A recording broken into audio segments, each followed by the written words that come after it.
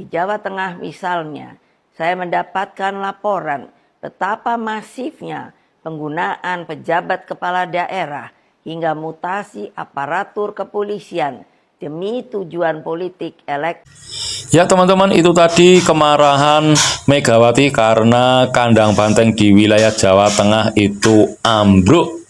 Kekalahan bagi PDIP terutama di wilayah Jawa Tengah itu sangat menyakitkan karena Jawa Tengah itu sudah melegenda menjadi kandang banteng, dan apabila kali ini kandang banteng runtuh maka akan memporak-porandakan masa depan PDIP 5 tahun ke depan. Tetapi memang rakyat mempunyai hak untuk memilih. Rakyat akan menghukum partai politik yang tidak pro rakyat. Mereka hanya mementingkan partainya dan diri sendiri tanpa memikirkan kesejahteraan rakyat. Berikut ini akan saya putarkan video lengkap kemarahan Megawati karena PDIP itu kalah di Jawa Tengah dan juga tanggapan berbagai kalangan masyarakat mengenai kekalahan ini. Mari kita saksikan bersama-sama. Saudara-saudara sekalian, demokrasi kini terancam mati akibat kekuatan yang menghalalkan segala cara. Kekuatan ini mampu menggunakan sumber daya dan alat-alat negara. Hal ini nampak di beberapa wilayah yang saya amati terus-menerus seperti Banten, Jawa Tengah, Jawa Timur, Sumatera Utara, hingga Sulawesi Utara, dan berbagai provinsi lainnya.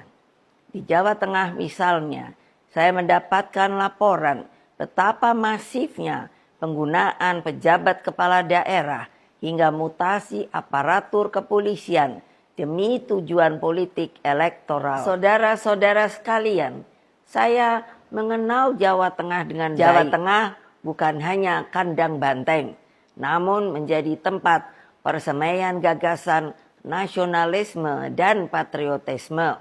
Saya melihat energi pergerakan rakyat, simpatisan, dan kader yang militan, dan seharusnya tidak akan terkalahkan jika pilkada dilakukan secara fair, jujur, dan berkeadilan. Apa yang terjadi saat ini sudah di luar batas-batas kepatutan etika.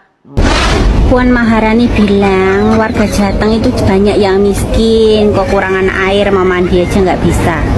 Lah gubernurnya biyen sapa 10 tahun. Sing nyekel Jateng sapa? Hah? Bukannya Jateng kandang banteng. Lah nek Jateng kandang banteng kok iso miskin, kok iso kekurangan air. Nggak teli toh? Gambus. Mulai hari ini bisa menyebut Jawa Tengah bukan sebagai kandang banteng lagi, tapi sebagai kandang bansos dan parcok. Jadi dari Jawa Tengah, PDI Perjuangan kandangnya sekarang di ibu kota Jakarta.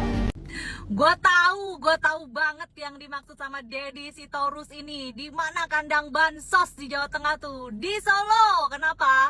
Kemarin ya paslon dari partai Banteng ini bagi-bagi gas LPG 3 kilogram. Ya, gas melon, gas subsidi, gas pakai bansos itu dibagi-bagi ke warga supaya apa? Supaya milih dari paslonnya Banteng ini. Pertanyaan gua, kok bisa sih Dad itu gas LPG diambil banyak-banyak gitu terus dibagi-bagi ke warga supaya milih paslon dari Banteng? Kok bisa? Gimana itu?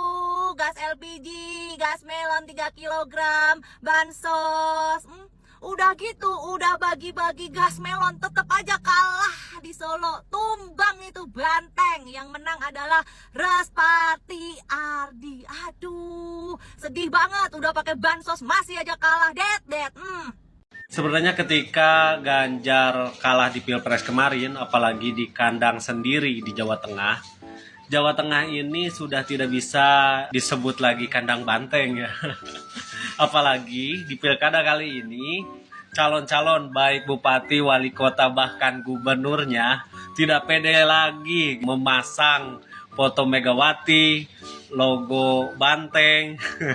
Apalagi sampai panik kemarin ada yang bagi-bagi stiker Ahmad Lutfi berbackground Prabowo sedangkan Andika Prakasa berbackground Megawati.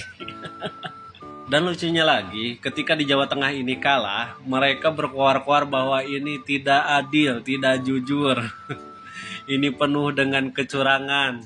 Tetapi ketika di Jakarta menang saja, nggak ada tuh kata-kata, wah ini tidak jujur, tidak adil. Malah mereka membangga-banggakan, oh tuh kan tidak ada tuh yang namanya Jokowi efek. Hanya menjual nama Anies dan Ahok saja bangga. Mana merahnya? Kalau PDI Perjuangan tidak mampu mempertahankan rumah mereka sendiri, maka bisa dipastikan 5 tahun lagi kerusakan di Jawa Tengah akan meluas dan bisa menghancurkan partai secara keseluruhan. Sudah seharusnya Bambang Wuryanto, atau lebih dikenal nih dengan nama Bambang Pacul, Ketua DPD PDI Perjuangan Jawa Tengah, komandan lapangan, bertanggung jawab terhadap kekalahan Ganjar Pranowo dan Andika Perkasa di Jawa Tengah sebagai seorang ksatria. Seharusnya nih Bambang Pacul mundur dari jabatan Ketua DPD Jateng karena dia tidak mampu memenangkan pertarungan Pilpres dan Pilkada di Jawa Tengah. Dia sudah gagal. Kenapa Bambang Pacul itu menurut saya harus mundur? Ya supaya PDI Perjuangan Jawa Tengah bisa mempersiapkan dirinya lebih baik untuk event Pilpres dan Pilkada di 5 tahun ke depan. PDI Perjuangan butuh udara segar di Jawa Tengah yang punya leadership yang kuat dan bisa menyatukan cabang-cabang dan ranting-ranting partai menjadi satu kesatuan yang sulit dikalahkan karena soliditas dan militansi yang hebat. Tanpa soliditas dan militansi yang kuat, maka 5 tahun ke depan kandang banteng di Jawa Tengah malah akan menjadi rumah pengungsian buat partai karena kerusakannya akan meluas dan semangat kader akan melemah. PDI Perjuangan benar-benar mendapatkan tamparan keras kali ini. Dan kalau tamparan itu tidak menyadarkan PDI Perjuangan supaya mereka berbenah, ya tunggu saja nasib mereka ke depan. Saya bukan orang PDI Perjuangan, tapi seseorang yang senang dengan partai ini karena satu-satunya partai yang masih punya ideologi yang kuat di tengah arus oportunisme banyak partai yang menjilat pada kekuasaan, itu hanya PDI Perjuangan. Ayolah PDI Perjuangan, rapatkan kembali barisan. Mungkin sudah saatnya orang-orang muda ditempatkan sebagai panglima-panglima perang di banyak tempat. Orang-orang muda yang pintar, yang militan, yang punya daya juang, yang berjiwa kesatria, bukan yang berjiwa Korea. Dan yang terakhir, selamat ya untuk Mas Pramono Anung dan Bang Rano Karno yang berhasil menang 1 putaran di Jakarta. Juga untuk Wayan Koster sebagai Gubernur Bali. Kalau di Jakarta sama Bali aja PDI Perjuangan bisa menang, masa di Jawa Tengah di rumahnya sendiri PDI Perjuangan kalah? Ya malulah. Kita seruput dulu kopinya kawan.